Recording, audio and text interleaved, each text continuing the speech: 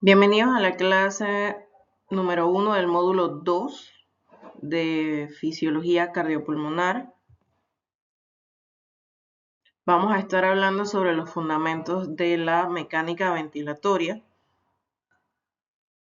recordando que la ventilación no solo es respirar, sino también es un fenómeno físico gobernado por leyes que involucran presión, volumen y fuerza muscular.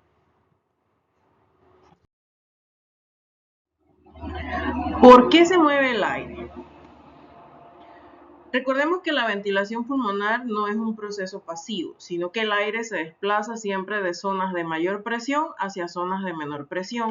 Y es ese gradiente diferente de presiones el que se convierte en el motor fundamental de toda la mecánica ventilatoria. Entonces, el pulmón no jala aire, sino que el aire entra porque la presión interna disminuye. Un ejemplo, en un paciente con asma, ¿qué observarían ustedes? Una persona, un paciente que está respirando rápido, un paciente que tiene dificultad para sacar el aire de los pulmones y un paciente que usualmente tiene otras características como aleteo nasal o el uso de músculos accesorios e incluso los labios fruncidos. ¿Por qué? Porque el gradiente de presión en un paciente con asma no es eficiente debido a la resistencia aumentada que hay en el área de intercambio de aire. Entonces, esos cambios de presión se deben a variaciones de presión interna que generan un gradiente que es el que realmente mueve el aire de adentro hacia afuera. Tenemos movimientos musculares donde los músculos respiratorios modifican activamente el volumen de la cavidad torácica y también tenemos propiedades elásticas. El pulmón y la caja torácica poseen elasticidad que facilita o también pudiese limitar la expansión del mismo.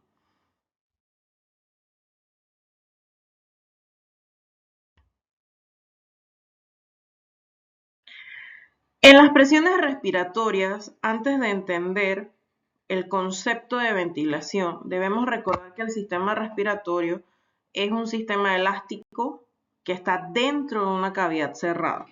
O sea que aunque los pulmones sean elásticos, las costillas evitan que el movimiento sea del todo libre. Entonces, hay 5 presiones involucradas en la mecánica ventilatoria. Si una falla toda la ventilación, porque pueden facilitar o dificultar tanto el intercambio de presiones, tanto como los movimientos musculares y también dificultar la expansión torácica, limitando las propiedades elásticas. Cuando tenemos pacientes con fibrosis pulmonar, por ejemplo, ustedes pueden observar a alguien que respira rápido y superficial, alguien que tiene su tórax rígido, usted lo ve que respira, pero no hay un movimiento como tal, y también hay poca expansión. El pulmón funciona como un sistema elástico, ¿no? Y tiene estas 5 presiones. Las presiones atmosféricas, vamos a tratar de recordar estas abreviaturas para diapositivas posteriores. La presión alveolar, la presión pleural, la presión transpulmonar y la presión transtorácica.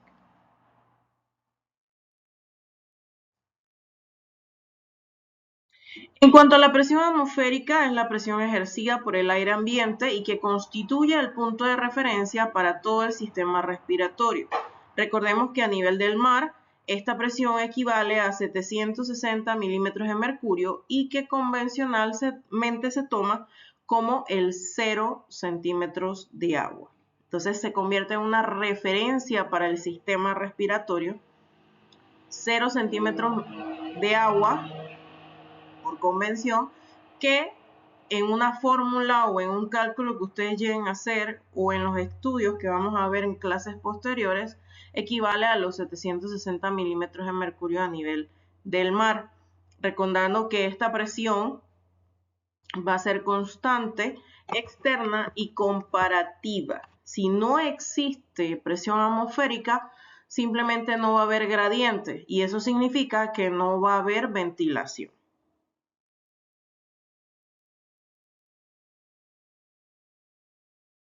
Entonces, ese gradiente se define por un flujo de aire que, cuando la presión alveolar es menor a la atmosférica, el aire entra, se da el proceso de inspiración. Cuando la presión alveolar es mayor a la presión atmosférica, entonces el aire sale de los pulmones y se da el proceso de expiración. Recordando que no mueve aire por sí sola, sino que marca como una referencia que permite los cambios internos y que generan la ventilación. En un paciente que tiene obstrucción severa, cualquiera causa, usted va a observar un paciente que tiene bastante esfuerzo respiratorio y que tiene muy poco flujo de aire. Sí tiene gradiente, pero el flujo está limitado por su patología, cualquiera que sea.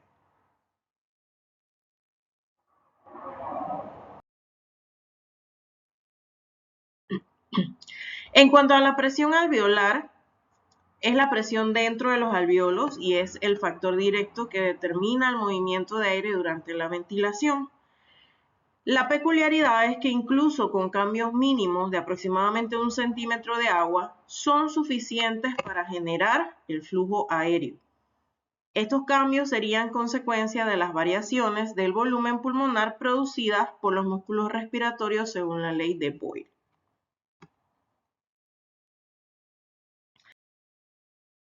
Entonces, la presión es la que realmente mueve el aire, cambia constantemente, depende del volumen pulmonar y a pequeños cambios grandes efectos. Si la presión alveolar disminuye un poquito por debajo de la atmosférica, el aire entra.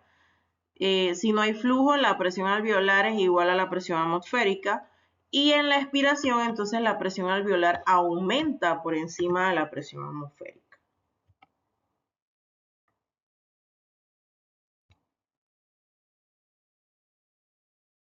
En cuanto a la presión pleural, es la presión en el espacio pleural. Recordemos que es el espacio virtual entre la pleura visceral y la pleura parietal. Su valor usualmente es negativo, mantiene los pulmones expandidos y, en teoría, adheridos a la pared torácica mediante una fuerza de succión.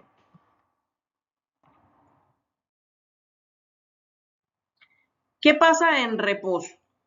En reposo va a estar en menos 5 centímetros de agua, manteniendo el pulmón expandido. En la inspiración va a estar a menos 7.5 centímetros de agua, volviéndose mucho más negativa, favoreciendo la expansión pulmonar.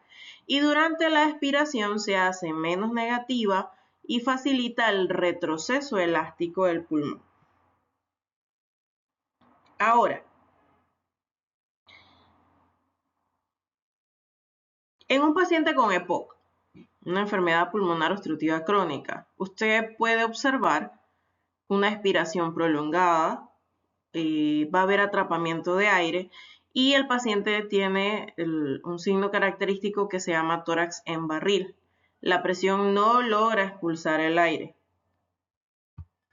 Entonces, la presión alveolar, recordemos que era la que negativa, neutral y positiva permitía ya fuera la entrada o la salida de aire o ningún flujo, mientras que la presión pleural es también importante porque siempre es negativa y mantiene al pulmón pegado o adherido al tórax. Sin esta presión, entonces se dan patologías que producen colapso pulmonar. Por ejemplo, un paciente con neumotórax. ¿Qué puede observar usted? Asimetría torácica, disminución de la expansión y una dificultad respiratoria súbita.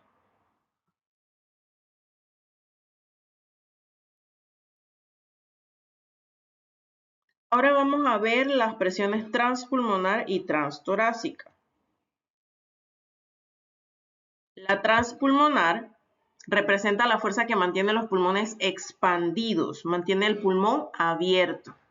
Aumenta durante la inspiración para expandir los alvéolos y disminuye en la expiración permitiendo el retroceso elástico.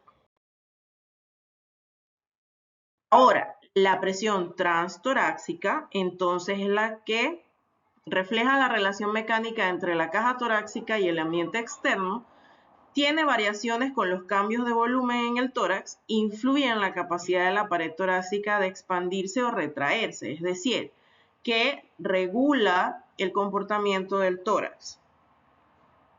Eso nos lleva a la conclusión de que es un sistema funcional integrado, que el pulmón depende del tórax y el tórax depende de los pulmones.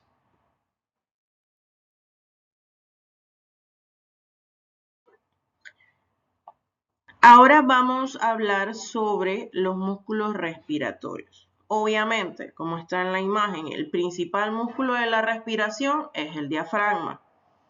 Pero hay que entender algunos conceptos fisiológicos del sistema respiratorio.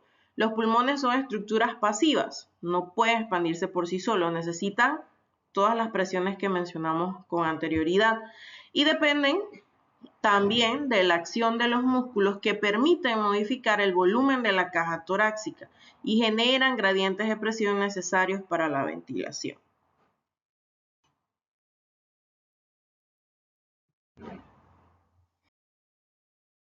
Eso quiere decir que el pulmón es pasivo y que el diafragma es el motor principal de la ventilación. El diafragma es responsable de aproximadamente el 75% de la ventilación en condiciones de reposo, tiene forma de cúpula y separa la cavidad torácica de la abdominal. ¿Qué pasa? Cuando él se contrae, hace descender el abdomen, hay un aumento del diámetro del tórax y genera la mayor parte del volumen inspiratorio corriente. ¿Qué pasa en un paciente que tiene un diafragma cansado, una fatiga diafragmática? Tiene una respiración superficial, tiene uso de músculos accesorios y tiene tiraje. Y eso le indica a usted que algo está mal.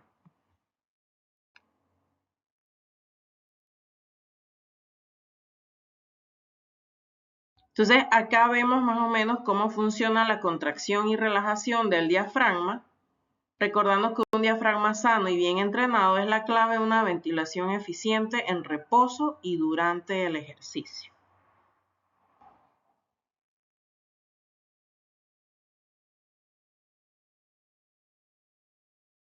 Ahora vamos con los músculos intercostales y accesorios.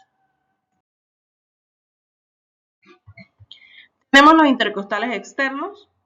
Ellos elevan las costillas aumentando el diámetro anteroposterior y transversal del tórax. Complementan el trabajo que hace el diafragma durante la inspiración normal. Los músculos accesorios inspiratorios, por ejemplo el esternocleidomastoideo y los tres escalenos, se activan durante el ejercicio intenso o en la dificultad respiratoria. Cuando un paciente utiliza estos músculos en reposo, indica aumento del trabajo respiratorio. También tenemos otros músculos que trabajan en la expiración forzada, que son los intercostales internos y los músculos abdominales. Participan en la expiración forzada comprimiendo el tórax y elevando la presión intratorácica activamente. Cuando tenemos uso de cualquiera de estos tres tipos de músculos accesorios, significa que debemos estar alerta, sobre todo si es durante el reposo del paciente. Si yo tengo un paciente asmático, yo puedo observar, si le descubro el tórax, que tiene retracciones intercostales, que hay elevación de los hombros y que hay un esfuerzo visible para hacer llegar el aire al pulmón.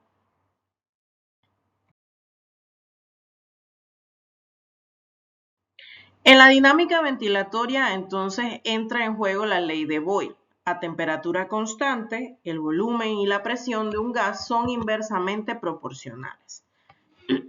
Esto significa que a mayor volumen, menor presión y entra el aire. Y que a menor volumen, mayor presión y permite la salida del aire. Y esta es la base de toda la ventilación.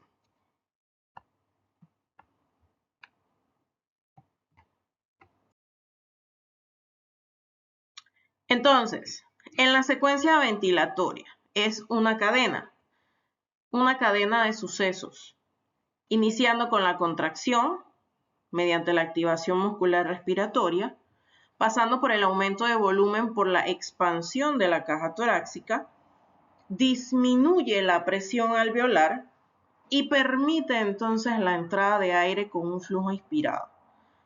Recordemos que si uno de estos 4 eslabones de esta cadena falla, todo lo demás va a fallar.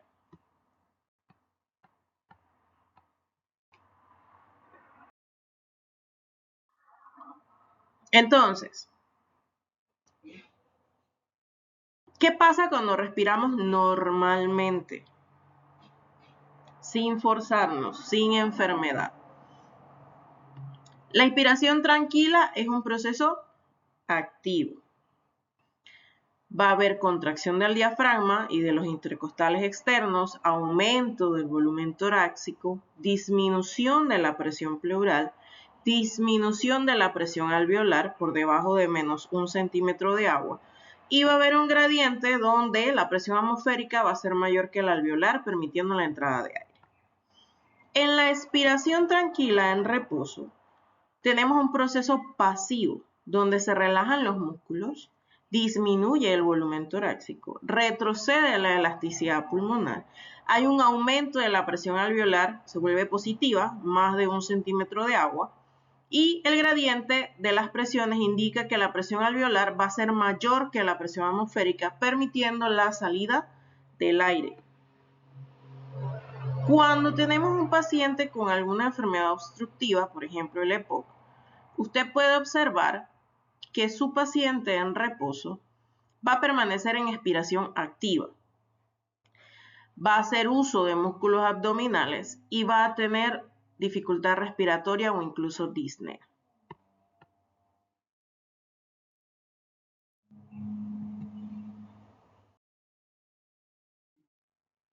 En la ventilación forzada, por ejemplo, el cuerpo recluta músculos adicionales para hacer el trabajo que haría solamente un músculo, por decirlo de alguna forma, y aumenta también la demanda metabólica. El resultado sería una entrada de aire significativamente mayor al volumen corriente normal, y esto se da en momentos de estrés, por ejemplo, ejercicio intenso, que va a haber una respiración profunda con una expansión torácica marcada.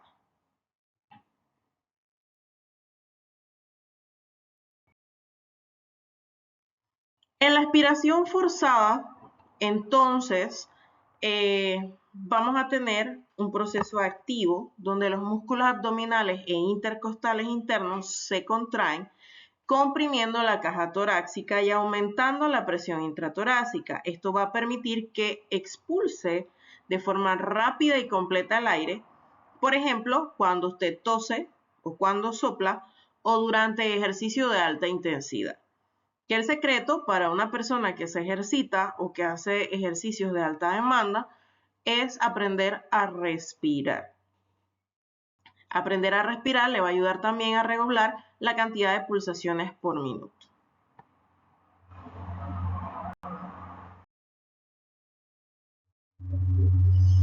Algunos otros factores involucrados en la ventilación, recordando que más allá de presiones y músculos, también hay propiedades intrínsecas al sistema respiratorio que van a tener un papel importante en la eficiencia ventilatoria y la capacidad pulmonar para poder responder a demandas del organismo.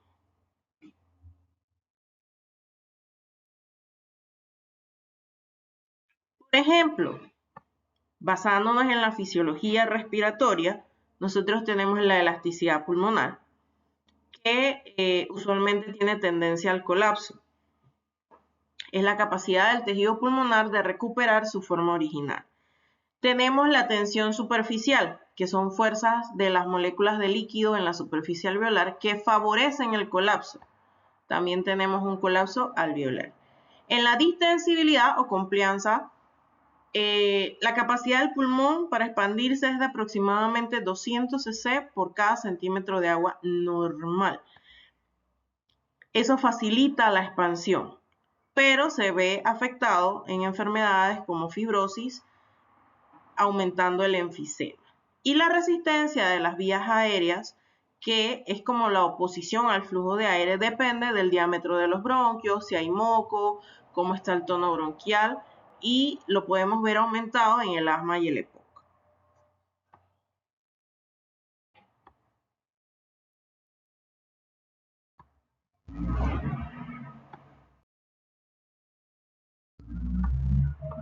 Entonces, el proceso ventilatorio también es una secuencia lógica, una cadena. Recordemos que habíamos hablado anteriormente de que contracción, volumen torácico, cambios de presión, flujos de aire. Eso significa que todo está conectado y que todo trabaja de forma equilibrada, permitiendo el proceso de ventilación normal.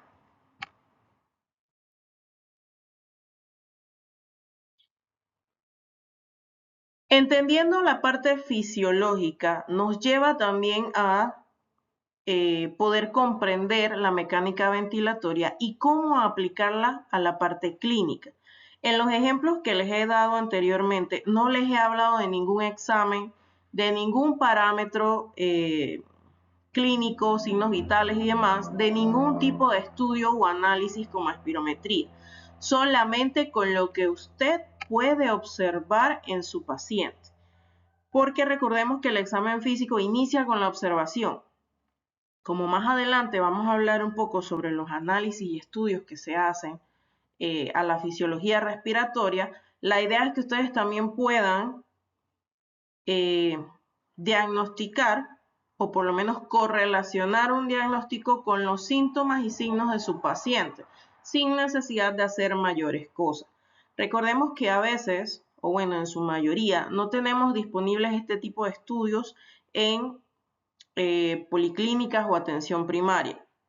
Entonces, con la simple observación, deberíamos ser capaces de tener una idea de cuál es el problema del paciente.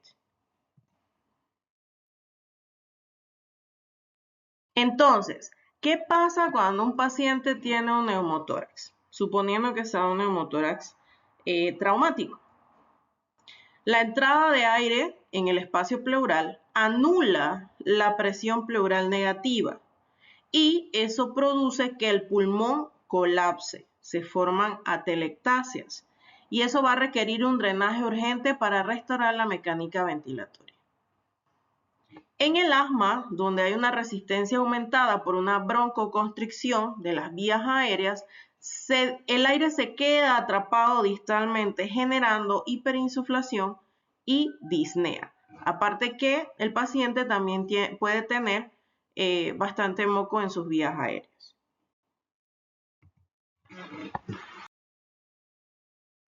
Un paciente por EPOC, no necesariamente por tabaquismo, sino también por exposición al humo de fogón o humo de segunda mano, tabaquismo de segunda mano, hay una destrucción del parénquima alveolar y se altera todo el retroceso elástico. El pulmón va a perder la capacidad de vaciarse pasivamente y provoca un atrapamiento aéreo e hiperinsuflación crónica. Pierde su elasticidad. En la insuficiencia respiratoria, entonces, vamos a encontrar una falla global que puede originarse por alteración en cualquiera de los componentes, ya sea en la presión, en el volumen o en el flujo.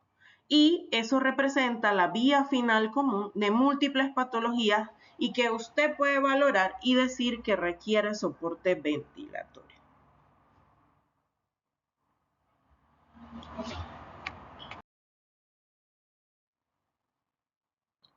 Ahora, ¿qué hacemos con todas estas presiones?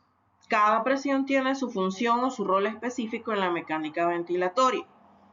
La presión atmosférica es una referencia externa. La presión alveolar genera flujo de aire. La presión transpulmonar mantiene la expansión, integra fuerzas sobre el sistema distinguiendo el pulmón. La presión pleural mantiene la expansión.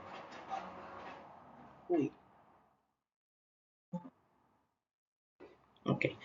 La presión transtorácica, que es una relación entre el tórax y el ambiente, y estas presiones al unísono pueden permitirle a usted observar patrón respiratorio, uso de músculos, expansión torácica, esfuerzo respiratorio.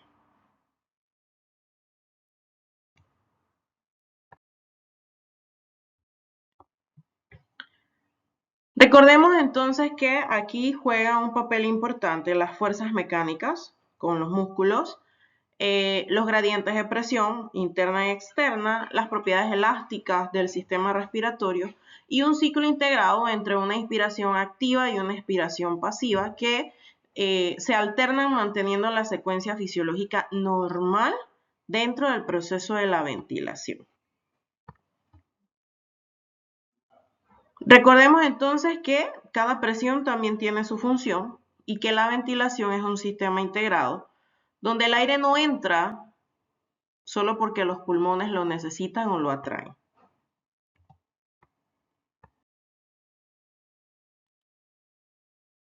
El aire no entra porque los pulmones lo atraen, sino porque el tórax crea un gradiente de presión que lo desplaza. Y esta es la base fisiológica respiratoria para que puedan también no solo observar y entender cómo se produce una enfermedad, sino también qué pruebas puede realizar en su paciente, qué espera obtener de esas pruebas, cómo usted interpreta esos resultados, los compara con lo que usted ya observó, los signos y síntomas, y toma decisiones acompañado del resto del equipo integral de salud.